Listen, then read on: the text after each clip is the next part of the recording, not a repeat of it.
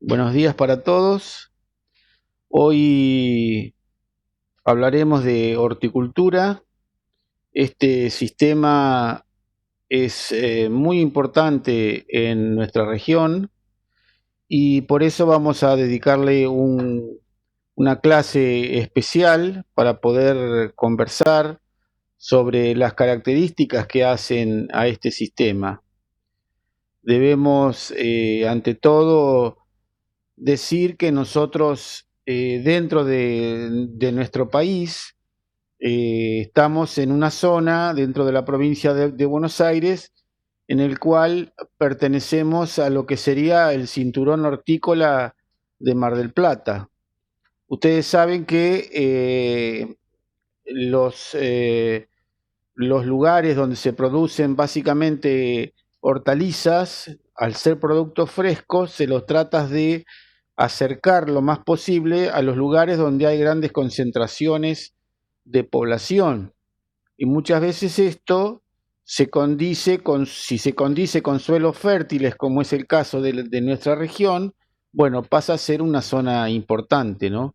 Lo mismo ocurre con el Gran La Plata, con el cinturón del Gran La Plata, lo mismo ocurre con la zona de Mendoza y así otros lugares en Córdoba, en Entre Ríos, Corrientes y demás, donde funcionan distintas regiones importantes en la producción hortícola.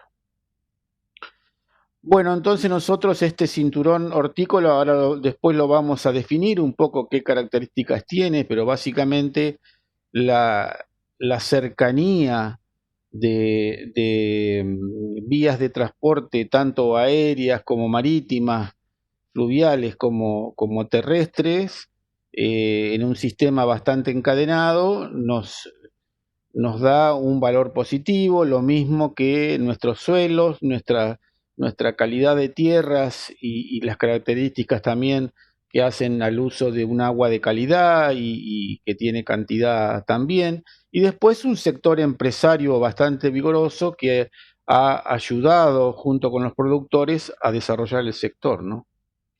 La historia de la región, básicamente contándola rápido, comenzó allá por la década del 40 en adelante, cuando los primeros inmigrantes españoles vinieron a la Argentina, se instalaron y muchos de ellos desarrollaron actividades hortícolas en nuestra región. Luego los italianos los siguieron y estas dos colectividades, digamos, durante muchos años llevaron adelante la producción de hortalizas, así como también en algún momento una pequeña colectividad japonesa comenzó con el cultivo de flores allá por la década del 70 y muchos de esos invernáculos primeros que eran de vidrio y que los usaban para las flores quedaron como los primeros invernáculos que se usaron posteriormente cuando se empezaron a hacer experiencias en la zona sobre cultivos bajo cubierta, ¿no? Entonces, fue recién hace unos 20 años, 25 años, que ingresó una gran cantidad de inmigrantes bolivianos. Y estos, que hoy son muy importantes en el sector, ya que hay una alta proporción de las familias prácticamente boliviana trabajando, han tenido un proceso en el cual comenzaron la mayoría como jornaleros y en base a mucho trabajo y ahorro, hoy muchos de ellos tienen sus propias tierras y son prósperos horticultores, ¿no? Bueno, vamos a hablar un poco de las características del sistema hortícola, que esto es para nosotros muy importante, que ustedes logren identificar estas, cada uno de estos puntos porque hacen a lo que es el sistema hortícola. Este es un sistema complejo porque como ustedes verán cuando cursen las materias respectivas van a tener que estudiar más de 45 o 50 especies distintas. Por supuesto tenemos la facilidad que muchas de ellas están agrupadas por familias, tienen características similares y aunque son especies distintas, bueno, al momento de estudiar seguramente van a poder unirlas en estos grupos así de familias, ¿no? No sé, por dar un ejemplo, dentro de las quenopodiáceas tenemos la acelga, la remolacha. Si vamos a las solanáceas tenemos el tomate, el pimiento, la berenjena, bueno, y así con eh, la papa, etcétera.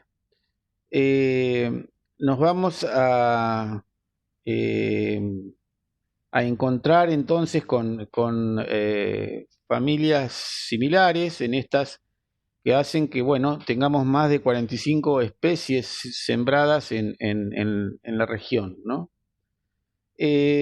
Otra característica es que la superficie es reducida, o sea, eh, la mayoría de los productores, el 80-85% de los productores tienen menos de 15 hectáreas, ¿no? Esto según censo de los últimos años.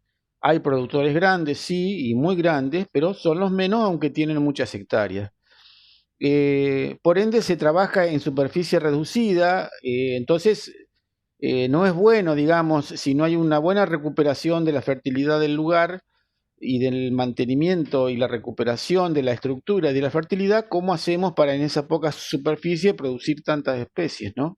Bueno, este es un poco el desafío. En cuanto a la mano de obra, es un sistema de mano de obra intensiva. Hay muchos jornaleros, hay mucho pago de jornales diarios, hay mucha gente trabajando diaria, en forma diaria, y actualmente, o desde hace años también, está la figura del aparcero que se conoce como mediero, que es una persona que pone trabajo, muchas veces él y su familia, hagamos el ejemplo del boliviano, ¿no? Del productor boliviano. Él hace un convenio con el dueño de la tierra, el dueño de la tierra pone también los insumos y el trabajador, el mediero, pone la mano de obra y se lleva a la cosecha entre el 25 y el 30%. Actualmente anda más cerca del 25, hace unos años era el 30. Otra característica es que las maquinarias y las herramientas que se utilizan son bastante particulares.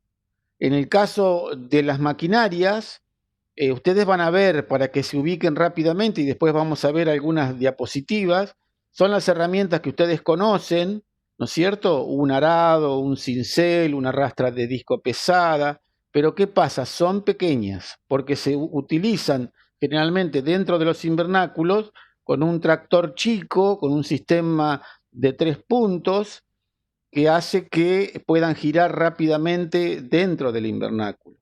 Pero también aparecen algunas herramientas particulares, también vamos a ver algunas diapositivas, como el Planet, como el Rotovator, o también llamada fresadora, el Suncho y algunas otras herramientas que posiblemente veamos en alguna diapositiva. En cuanto al riego, no se concibe hacer horticultura sin riego, es imprescindible el riego, y tenemos que tener muy en cuenta entonces cuál es el caudal que necesitamos para una producción de este tipo, y más que nada también verificar la calidad del agua, dado que podemos encontrarnos con alguna dificultad en los niveles de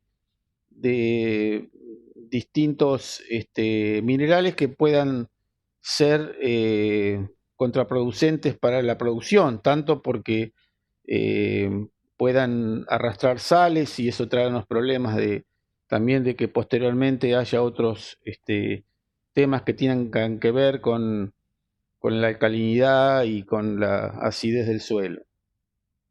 En cuanto al capital circulante, que es la plata que yo tengo que tener en el bolsillo todos los días, a eso se le llama capital circulante, o sea, es el dinero que circula, es de alto uso, ya que el dueño el productor tiene que pagar jornales diarios y después la compra de los insumos que incluye fertilizantes, semillas, fitosanitarios, etcétera, muchas veces se pagan en efectivo.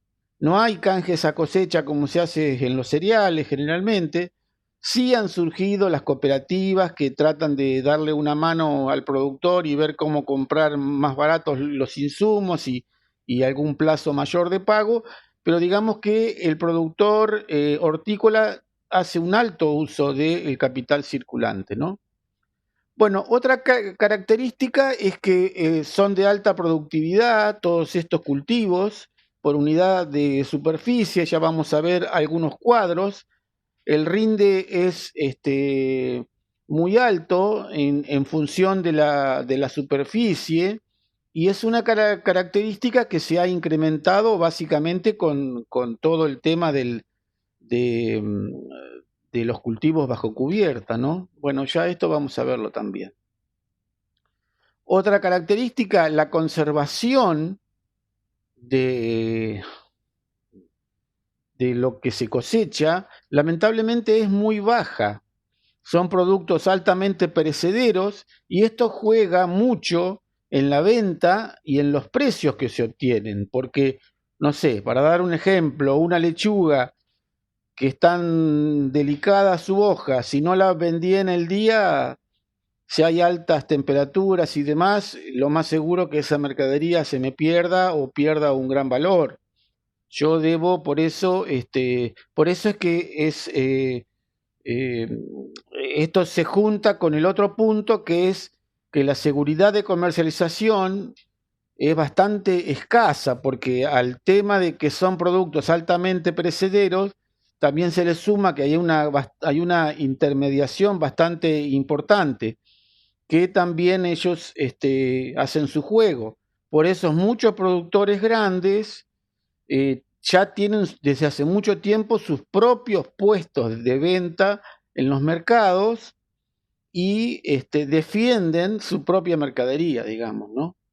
Y bueno, en los casos que haya sobreofertas y demás, tratan de defenderse lo mejor posible.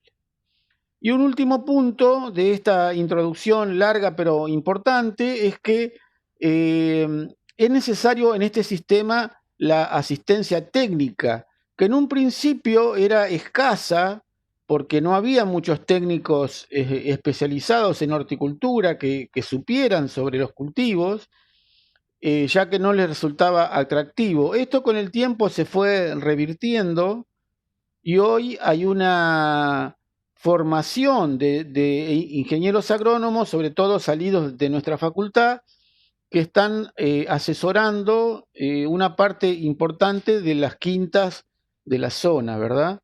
Y también creo yo, chicos, es una fuente de trabajo que ustedes deben explorar el día de mañana, porque creo que todavía falta mucho en este tema por delante. Y a esto, si le sumamos, que ya vamos a hablar algo, si es que llegamos lo que significa para las buenas prácticas agrícolas que se hayan ya puesto en forma obligatoria que los cultivos hortícolas a partir del año 2021 y la producción frutícola que ya a partir del año 2020 en la zona necesita en forma obligatoria que haya un ingeniero agrónomo que certifique las buenas prácticas agrícolas, está diciendo claramente que la asistencia técnica cada vez va a ser mayor. Bien, avancemos. Entonces, cuando uno habla de las especies que están en el sistema, básicamente cuando hablamos de esas 45 especies, ustedes rápidamente observen la cantidad de especies que el órgano de consumo es totalmente distinto. En algunos van a producir el consumo de las hojas, en otro de los brotes, de los bulbos, de los tallos subterráneos, de las raíces, o consumen una inflorescencia, o consumen un fruto, o consumen un grano. Entonces todo esto nos lleva a que tenemos distintas formas de producción, ¿no es cierto? en nuestra región es muy importante que ustedes visualicen que tenemos en juego aproximadamente 10.000 hectáreas y algo más de hectáreas sembradas con cultivos hortícolas. Dentro de esos valores, 9.650 hectáreas serían al aire libre, y si le sumamos las 600 que hay bajo cubierta, estaríamos en esos más de 10.000, 10.200. Aproximadamente hay 800 productores en la región trabajando en el tema hortícola. Algunos hablan que esa cifra puede elevarse a 1.200 si se considera a los productores de que hacen agricultura familiar, ¿no? Y que en algún momento pueden hacer algún tipo de venta pequeña. Los que están inscriptos en el RESPA de los últimos años hablan de 620 en forma oficial, y a eso se les agregan algunos más, por eso es que se habla de unos 800 en realidad, realmente dedicados al sector, ¿no? Como dijimos, hay 45 especies sembradas, y también la producción se manda parte, se consume en la zona, sobre todo en el verano, con la gran cantidad de gente que viene para el turismo, tanto en Mar del Plata como en la zona, y este cinturón hortícola abastece prácticamente gran parte de esa población turista, como también el resto del año. Y un excedente, no más allá del 15%, 20%, según el año, queda para exportación. No hay muchos cultivos que se han exportado, hay algunas experiencias con espárrago, con frutilla, con papa, bueno, con algunos otros cultivos que se han exportado.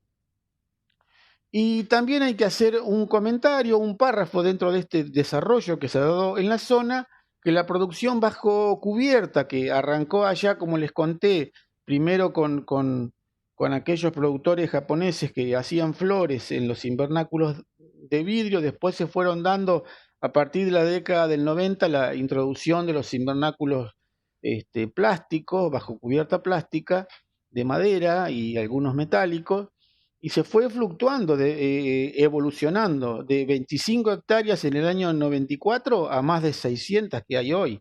Fíjense cómo ha ido cambiando y ha pegado un salto importante todo esto, ¿no?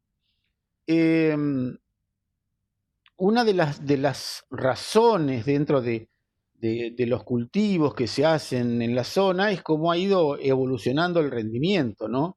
Y cómo han ido evolucionando los cultivos. Hoy el cultivo que más se siembra en la zona y ha pegado un salto extraordinario es el maíz dulce para choclo, ¿no es cierto? Con aproximadamente 2.000 hectáreas. Luego lo sigue la lechuga, que tiene 1.600 hectáreas al aire libre, que si le sumamos las hectáreas que se hacen, eh, las hectáreas que se hacen bajo cubierta, que son otras 600, estaríamos en 2.200 hectáreas, y en total superaría al maíz dulce. Pero digamos que al aire libre esta sería la tabla que ustedes más deberían conocer, ¿no? Los cultivos que más se siembra son el maíz dulce con 2.000 hectáreas, la lechuga con 1.600, la zanahoria con 1.100, que siempre ha sido otro cultivo importante, casi semi-extensivo o extensivo, y después ya vienen toda una serie de cultivos que se hacen en cifras mucho menores, ¿no?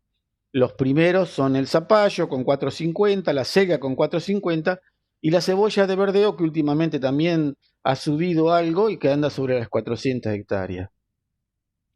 En los rendimientos bajo cubierta, el tomate es el cultivo más importante con 470 hectáreas, luego de la lechuga que llegaba a esas 600, y después hay una serie de cultivos como la espinaca con 100 hectáreas, el pimiento que antes se hacía un poco más y ahora bajó a 80 hectáreas, y bueno, y otros cultivos que complementan toda esta producción. Generalmente en los invernáculos no se hace un solo cultivo, por eso es que Ahora después vamos a ver algunas diapositivas a lo último, donde van a ver que, por ejemplo, se hace tomate o pimiento y en los lugares que quedan vacíos se ponen plantas de lechuga. Esas plantas de lechuga eh, nacen y crecen rápido y se hace un corte, se cosecha y después sigue creciendo el otro cultivo que está implantado. O en los bordes también se hace lechuga. Entonces, aunque la superficie del invernáculo es de 600 hectáreas en total de todo lo que está como estructura, darían unas 600 hectáreas, en realidad la superficie cultivada en esas 600 hectáreas, como se utilizan varios cultivos en el año en la misma superficie, terminan dando una utilización de 1.350 hectáreas. Es un dato interesante que vale la pena que lo tengan. Como también tener en cuenta que ha sido tan importante el salto que ha pegado la horticultura, que terminamos que la horticultura bajo cubierta, que fíjense lo que significan los rindes, ¿no? Los tomates no rendían más de 50 toneladas y hoy estamos hablando de un promedio de 120, 130, 150 y más también, y más también. El pimiento también pegó un salto increíble, ¿no? Prácticamente quintuplicó o más. Y así, por lo menos la mayoría de los otros cultivos han duplicado la producción. Es muy importante esto porque también ha formado parte de toda esta renovación, ¿no? Si lo viéramos así en un gráfico de barras, también pueden contemplar cómo han ido fluctuando, evolucionando estos rindes, según hayan estado bajo cubierta o no, ¿no? Los distintos cultivos. Y bueno, ¿y cuáles han sido las causas de estos aumentos de estos rindes? Y hay muchas cosas que han ido pasando desde 1990 en adelante, donde se incrementó toda la tecnología, ¿no? Para los invernáculos, para poder trabajar en invernáculos, ya se empezaron a usar materiales híbridos. Hoy no se concibe casi no la utilización, básicamente en tomate, pimiento, en los cultivos que rinden mucho, son todos materiales híbridos. Se empezó a trabajar mucho con el diagnóstico de suelo para poder fertilizar, ¿no? Se empezó con el riego por goteo, con el fertirriego, haciendo un uso más eficiente del agua. Se empezaron a utilizar fitosanitarios y productos hormonales que ayudaran en el crecimiento de los frutos, mucho más específicos. Se empezó a trabajar con la producción de los plantines directamente en almacigueras o plantineras mediante un sistema que se conoce como spilding en inglés, que son bandejas acondicionadas especialmente para producir plantines. Ya vamos a ver algunas diapositivas. Y en líneas generales se fue planificando mucho más el cultivo, ¿no? Y esto ayudó a que estos rindes fueran mayores. Hoy se han incorporado otras tecnologías y se está pensando mucho en el ambiente, ¿no? Todo esto de que hay nuevo incorporado, algo de lo que ustedes están viendo ahora, tiene que ver con que hay una mayor concientización de los productores sobre el cuidado de la salud, tanto propia como de los consumidores, y también un poco el cuidado del medio ambiente, ¿no? Entonces, eh, lo que se está buscando es, por ejemplo, hoy hay un manejo integrado de las plagas, se está buscando mucho los controladores biológicos de las plagas, entonces hay una avispa que parasita un pulgón determinado y así hay otros insectos y demás que ayudan a controlar plagas en forma biológica. También ahora se utilizan agroquímicos de bajo impacto ambiental, esto que ustedes vieron en la clase de fitosanitarios, que tenía que ver con clases toxicológicas mucho más bajas. Ya no se aceptan casi los productos 1A y 1B, ¿no es cierto? Se usan bandas verdes, se usan bandas 4, 3 o 4 de baja toxicidad y residualidad, ¿no es cierto?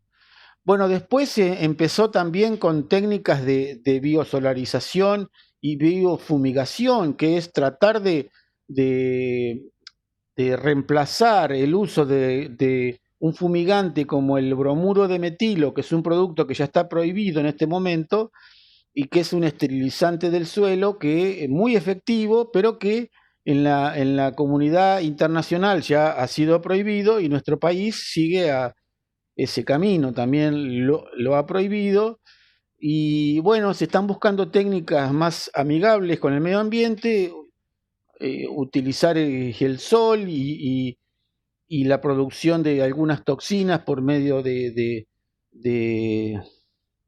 la materia orgánica que se incorpore en el suelo con ese sol y la siembra de algunas crucíferas. Bueno, esto produce algunas sustancias que a su vez ayudan a eliminar cualquier resto, cualquier plaga que haya en el suelo.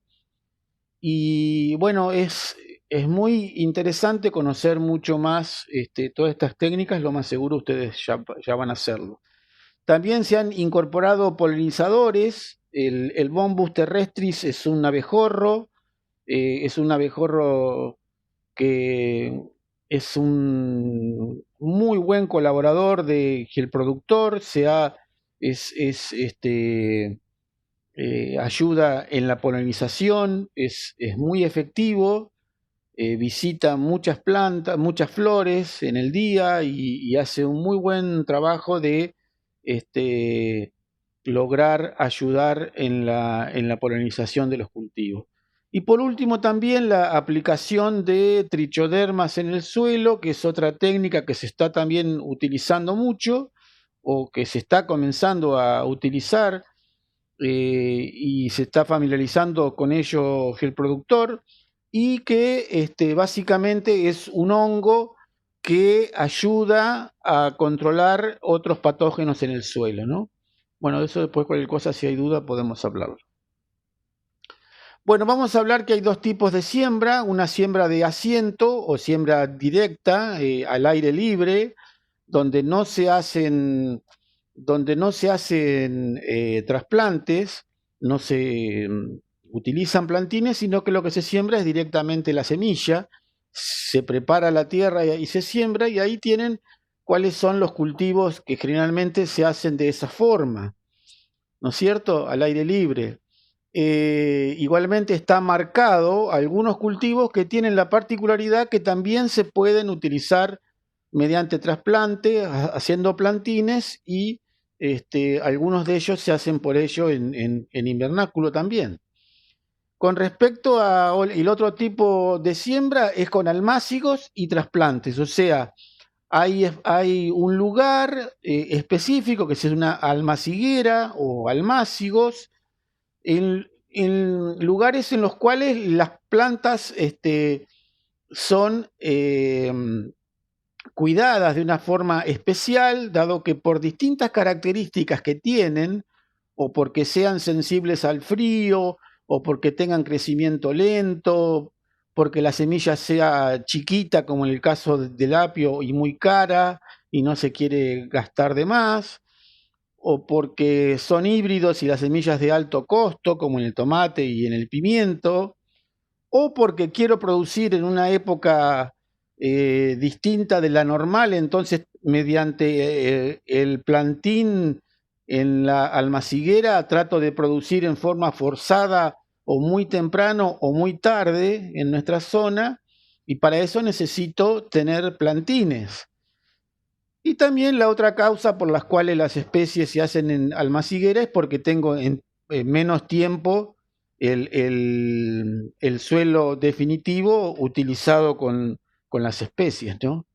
Entonces, básicamente mediante almácigos y trasplantes tenemos el tomate, el pimiento, el apio, la cebolla, la berenjena. Estas son algunas de las más importantes, ¿no? Y también por ejemplo, como la cebolla, también se puede hacer en forma directa, sin plantine o como en el caso del apio.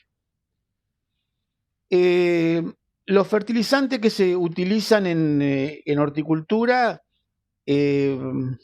básicamente podemos dividirlos en inorgánicos, que son los que ustedes conocen, superfosfato triple de calcio, fosfato diamónico, urea, pero también se utilizan mucho los fertilizantes orgánicos, básicamente la cama de pollo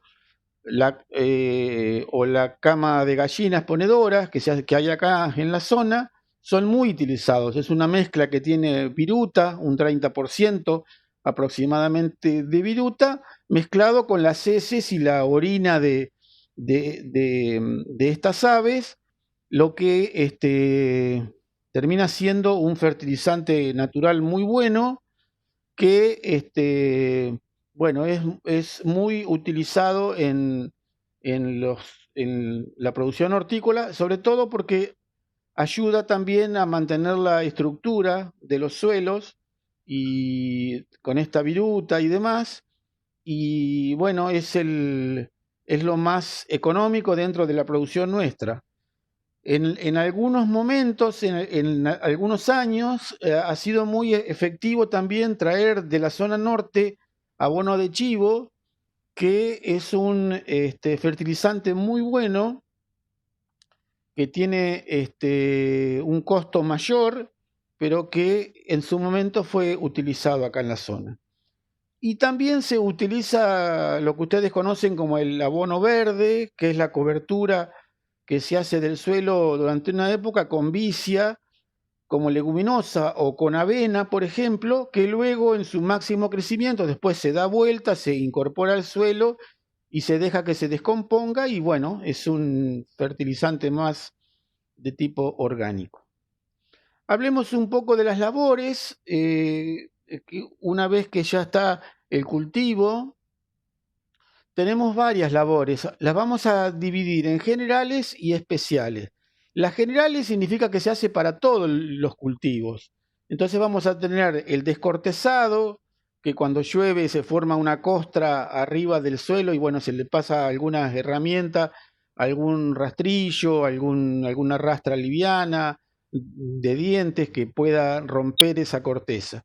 La carpida, que es la limpieza de carpir, ¿no es cierto? Que es la limpieza a mano con el carpidor de las malezas entre surcos y sobre el surco. El escardillo, que también es escardillar, que como ustedes vieron, se acuerdan, es controlar las malezas cuando están chiquititas entre surco. Raleo, que el raleo básicamente se hace en los cultivos que tienen semilla muy chica, como la lechuga, la zanahoria y demás, y que como cae mucha semilla en un mismo lugar, se la deja crecer y después se la puede ralear, se le dice, esas plantitas chiquitas que se sacan se pueden trasplantar a otro lugar o se pueden consumir. Otra labor general es el tratamiento fitosanitario de los tipos que ustedes pueden conocer aplicando algún plaguicida y el riego, que eso es otra labor común a todas las especies. Ahora, en cuanto a las labores especiales, no, ustedes van a tener que aprender y lo van a leer del apunte, no me voy a poner en detalle a explicarlo ahora, van a tener labores como el blanqueo, que se usa mucho en el apio, que es el fajado de la parte comestible. Hoy ya hay especies de autoblanqueo, o sea que no necesitan este fajado porque ya tienen esa coloración más blanca, porque con el fajado lo que hacen es que no pase sol y entonces la parte comestible de abajo del apio cambia color de verde a blanco porque no hay fotosíntesis en ese lugar. Bueno, después tienen el tutorado, que se hace básicamente en las especies como el tomate y el pimiento, en el que la planta se van atando a un tutor, o como en el caso de la arveja, que no se atan, sino que al tener zarcillos, esos zarcillos se van prendiendo del tutor que se ponga y van adaptándose al lugar. Otra técnica especial es el desbrote o poda, que básicamente se hace en el tomate, que es en las axilas de las hojas donde pueden salir brotes nuevos que van a dar futuros tallos. Eso se arranca para que la planta no se divida ni se enrame demasiado, lo que produce tomates muy chiquitos. Otra técnica es eliminar hijuelos en el alcaucil, que básicamente de la planta madre en su base nacen como unos tallos que hay que sacarlos para que se produzcan después, el resto sean productos de más tamaño y calidad. El mulching, que es proteger, es una cobertura que se pone sobre el suelo para que, por ejemplo, básicamente en la frutilla no toque el fruto el suelo y que el fruto cuando lo toque se pudre. Entonces se le pone una cobertura que puede ser tanto plástica como de restos vegetales. Esa técnica se la conoce como mulching. El desmate que se hace en acelga y remolacha, que son de la familia de las quenopodiáceas, es una técnica que lo que busca es en un lugar donde se siembran varias semillas, en realidad no son semillas, esos son frutos, es una infrutescencia que adentro tiene varias semillitas. Bueno, de ahí entonces van a nacer 2 o 3 plantas y lo que se hace es en ese lugar dejarlas crecer y después dejar solamente una y así se van sacando. Por eso se llama desmate porque se forma como una mata y se saca. Y se deja una y las otras 2 se trasladan a otro lugar para trasplantar o se consumen. No confundir con el raleo, que es otra cosa, aunque parezca parecido, fíjense que son cosas totalmente distintas. Y por último, el destolado que se hace en el ajo, que es sacarle el escapo floral. Ya van a ver cuando cursen horticultura y vean este cultivo, hay que sacarle ese escapo floral porque si no, el ajo que se produce bajo tierra se abre y no se forma la cabeza. Bueno, hagamos algún comentario de los invernáculos. Tienen que estar ubicados protegidos de los vientos fuertes de la zona, por eso se los orienta norte-sur también por el tema de la luz. Cuanto más luz pueda absorber mejor, entonces están orientados en esa forma, pero también protegidos de los vientos fuertes de la zona, por eso generalmente se busca que haya cortinas rompevientos y demás, ¿no? De árboles. Tienen que estar sobre suelos nivelados y fértiles, por supuesto, cercanos a fuentes de agua, que haya cantidad y calidad, que haya alguna corriente eléctrica, porque es muy importante para el manejo de los motores eléctricos o de la luz. Y también tiene que ser de fácil acceso y con los caminos adecuados, ¿no? Es muy importante que los invernáculos veamos que tienen ventajas, así como desventajas, pero las ventajas es que se logra mayor productividad, o sea, mucho más rinde por la misma superficie, ingresos, lo que se produce es de mayor calidad comercial, hay frutos muy buenos, uniformes y de más tamaño. El control ambiental hace que yo pueda lograr cultivos que se llaman primicias, porque los produzco antes de la época normal en la zona de un tomate. Por ejemplo, yo salgo cosechando tal vez tomates en diciembre, cuando la producción empieza al aire libre recién en enero acá en la zona. Entonces capaz que logro mejor precio con ese producto. Y lo mismo puedo prolongar la cosecha y capaz que en junio, julio todavía estoy cosechando pimiento o algún tomate, cuando la mayoría ya de lo que es al aire libre hace tiempo ya que no tiene producción.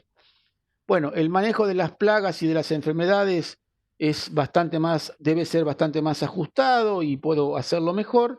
Y también las condiciones de trabajo, porque no estamos a la intemperie, se trabaja con condiciones climáticas mejores, haciendo solo la salvedad en el verano de las altas temperaturas al mediodía, bueno, en el que generalmente el productor hace un parate, ¿no? por eso trabaja muy temprano. Las desventajas, bueno, tiene que haber una mayor inversión, hay mucho capital en riesgo y los costos son un poco más altos, y exige también del productor mayor asesoramiento profesional, lo que bueno, esto va a ser trabajo para ustedes el día de mañana, chicos, y hoy a los que puedan. Los invernáculos básicamente en la zona están construidos de madera aserrada, con maderas blandas de la zona, se utilizan alambres comunes, y los plásticos que se utilizan son de 100 micrones a los costados y de 150, un poco más grueso, en el techo. Hay distintas formas de construcción, esto ya lo van a ver, algunas fotos ahora vamos a ver, que se usan acá en la zona, ¿no? Nosotros con respecto a otras regiones no tenemos ventilación natural, no necesitamos luz artificial porque hay muchas horas de luz, no se calefacciona salvo en las almacigueras que se puede hacer y por ende tampoco entonces se utiliza ningún aparato que regule temperatura, ¿no? No hace falta en la zona, dadas nuestras temperaturas frescas y demás. Bueno, hay todo un capítulo con el tema de cómo sería todo el impacto ambiental. Hoy es una preocupación el tema que la horticultura afecta el suelo, el agua, el hombre y los seres vivos, y bueno, van a poder leer en el apunte respectivo este tema, pero van a tener en cuenta que el suelo hay que cuidarlo, que es una superficie chica y por ende hay que buscar técnicas que incorporen abonos, tanto orgánicos como inorgánicos, o con fertirriego, pero hay que tener mucho cuidado porque el suelo se deteriora continuamente. El agua tiene que ser, como dijimos hoy, altamente demandantes son estos cultivos y necesitan agua de calidad y tenemos que tener mucho cuidado con la salinización, ¿no? Porque ahí ya no hay vuelta. Y con respecto al hombre y a otros seres vivos, bueno, tener el cuidado de proteger a la gente que trabaja en el lugar, de poder utilizar todo lo que ustedes conocen de protección, como también lograr con el tema del consumo y de los consumidores ahora, hay, tratar de hacer análisis de la mercadería. Esto solamente se hace a nivel nacional en el mercado central y sí se hace continuamente para lo que se exporta, ¿no? Una buena experiencia local, que de esto un poco va a hablar el ingeniero Caetano, que nos va a acompañar más tarde. Con él vamos a hablar un poco lo que es esto de la experiencia que se está haciendo del programa de muestreo y control de agroquímicos y contaminantes en productos frutícolas frescos. Esto está trabajando en forma conjunta la Asociación de Productores de General Pueyrredón, el municipio junto con SENASA y un laboratorio privado que es el que lleva adelante los análisis, ¿no? Bueno, de esto vamos a hablar con él, como también vamos a hablar de este otro tema que es muy particular de Mar del Plata. Mar del Plata tiene la ordenanza 18.740 del 2008 sancionada, y esta ordenanza limita la aplicación de agroquímicos a 1.000 metros de cualquier lugar donde haya alguien poblando una casa, haya una casa o una mínima población. Esto desencadenó un problema muy serio en el cinturón hortícola. Hoy todavía se sigue con este tema con grandes discusiones y reclamos, algunos los que quieren tener un derecho ambiental y por otro lado el productor que necesita la superficie esa para poder trabajar. Bueno, hoy es todo un problema, lo hablaremos con el colega este tema porque él está trabajando también en esto o ha trabajado en su momento. Y por último, sepan ustedes que se vienen las buenas prácticas agrícolas, como dijimos hoy, Ya en el sector frutícola se está poniendo en marcha desde principios de año y se vienen las hortícolas. Esto va a dar y exigir mucho y va a dar una fuente de trabajo importante para los ingenieros agrónomos. Bueno, por último, van a poder leer en el apunte lo de la biofumigación y la biosolarización, que ya algo dije, y también otra práctica ambiental sustentable que se está dando en estos momentos como importante, es que se están haciendo injertos, utilizando dos híbridos intraespecíficos, uno como pie de injerto y el otro como copa. Generalmente lo que se busca con el pie de injerto es que sea alguna especie que sea resistente a enfermedades del suelo y básicamente a los nemátodos. Lamentablemente en la zona se introdujo hace unos años un nematode que es el Nacobus aberrans, que no estaba acá en la zona nuestra. En nuestra zona el principal es el Meloidogyne.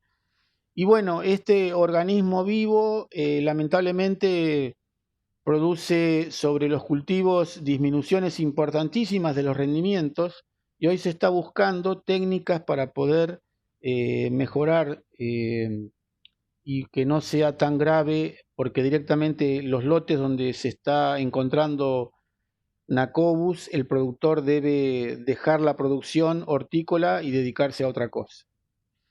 Es un tema que lo podemos conversar.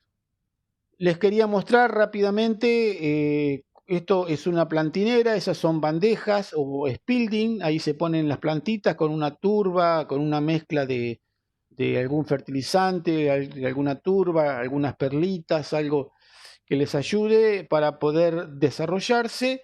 Los plantines están ahí durante un tiempo y cuando alcanzan cierta altura, grosor y demás, son trasplantados al lugar definitivo. Ustedes van a ver entonces que van a encontrarse con distintas especies y más para que cuando se enraiza, así debería ser el ideal para poder trasplantar, ¿no? Cuando se deja mucho más alto, mucho más grande, lamentablemente la planta se envejece, se dice. Se denomina que hay un envejecimiento y no es bueno, ya que tiene un fruto de que está en un lugar apretado, tiene pocas raíces en proporción a lo alto que tiene de la parte aérea.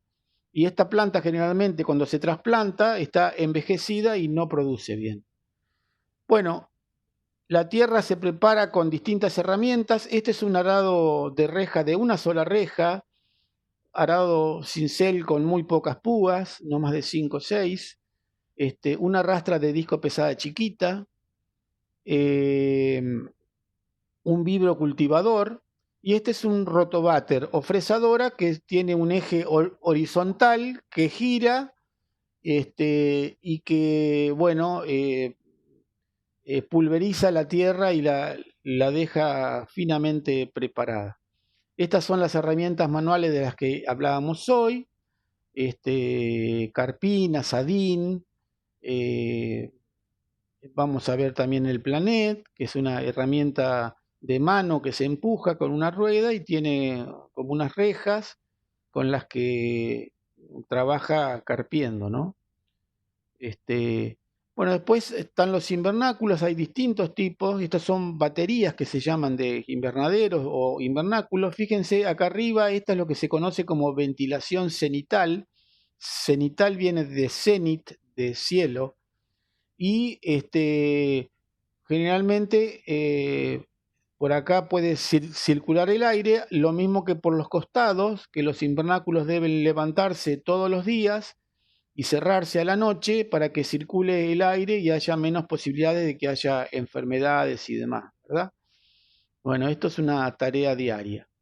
la preparación de los invernaderos, después que la tierra fue preparada, se aloman, se hacen lomadas, después se colocan las mangueras de riego, para el riego por goteo, y posteriormente hay dos técnicas: se puede trasplantar y después que se trasplantó, poner el mulching, ¿no es cierto? Y se hace como un corte para que las plantas, por supuesto, no estén asfixiadas, y de esa forma, entonces, después crecen estas plantas y no tienen malezas. Otra forma es alomar el suelo, poner el mulching, tapar, no trasplantar todavía, y después que está colocado el mulching, se van haciendo pequeños agujeros con un plato metálico, y se van colocando una por una las plantas a lo largo de todo el invernáculo. Acá podemos ver, cuando se coloca el riego, puede ser a una sola línea de goteo o a dos. Y esto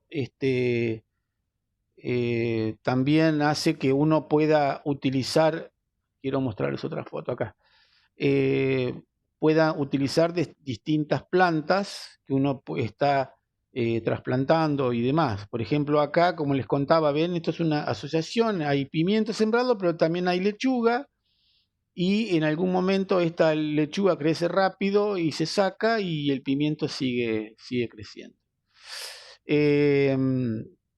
Estos son cultivos que ya están crecidos, los racimos, las plantas se van enganchando y van creciendo, y con estos hilos que están atados acá arriba con alambres, a medida que la planta va creciendo, se van enroscando y así se van tutorando, digamos. Acá, así sería el tutorado acá, en el invernáculo. Bueno, el riego entonces por goteo, la producción de los pimientos. Estos son los pimientos que se conocen como 4 puntas, que son algunos de los más utilizados en la zona. Y bueno, pueden ver parte de lo que se cosecha en el invernáculo, ¿no? Y también tenemos producción al aire libre. Un comentario último quiero hacerles sobre aquellos para Gelfertirriego. Generalmente es un equipo computarizado que se maneja desde una consola. En esta consola se pueden manejar los distintos, las electroválvulas. Estas son, cada una es para un invernáculo. O sea que yo estoy manejando desde esta plataforma los distintos invernáculos, dándole órdenes para que las electroválvulas se abren y hacen la apertura del riego según en qué invernáculo yo estoy queriendo regar. Y del mismo modo le voy a dar orden. En estos recipientes hay distintos fertilizantes. Vamos a suponer que haya nitrógeno, fósforo acá, y potasio o algún otro, y yo puedo dar orden desde esta consola para poderlos mezclar, agitar y demás, y mandarlos en la proporción que determine a los distintos invernáculos, entonces, a través de estas electroválvulas que yo las dejo programadas para la hora que quiera, y en forma automática arrancan. Esto también, bueno, esta es la parte exterior de donde estábamos. Venimos para acá, y de acá ya salen cañerías que van para los invernáculos. Y también hay que decir que le puedo adosar al riego, al fertirriego también le puedo adosar algún depósito que tenga insecticidas o fungicidas, y ponerlos en forma conjunta. Esta manguera que se ve acá viene a este sistema y en algún momento entra, se mezcla y sigue viaje para los invernáculos. ¿Está? Bueno, con esto creo que la clase quedó bastante completa y quedamos abiertos a las preguntas que ustedes quieran, si hay algo que no quedó claro. Gracias.